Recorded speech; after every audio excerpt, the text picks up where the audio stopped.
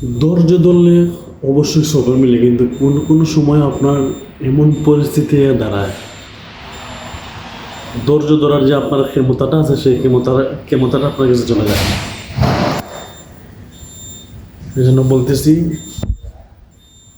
ধৈর্য ধরলে অবশ্যই ভালো হয়। আমি নিজে পাইছি এই ধৈর্যের উপর, কিন্তু সব মানুষ কিন্তু দিন শেষে ধৈর্য ধরতে পারে না। মানুষের নলেজ অটোমেটিক আউট হয়ে যায়। ধৈর্য ধরলে অবশ্যই ভালো ফল মেলে, কিন্তু সবাই ধৈর্য ধরতে পারে না, বুঝছেন? আমার নিজের কথা আমি বলতেছি, আমি কিন্তু একটা একটা ভালো ফল হয়তো পাইছি, কিন্তু এটার পিছনে অনেক কষ্ট, অনেক ধৈর্য লাগছে, প্রচুর ধৈর্য। একজন মানুষের অনেক শ্রম এই কষ্ট এইটার পিছনে।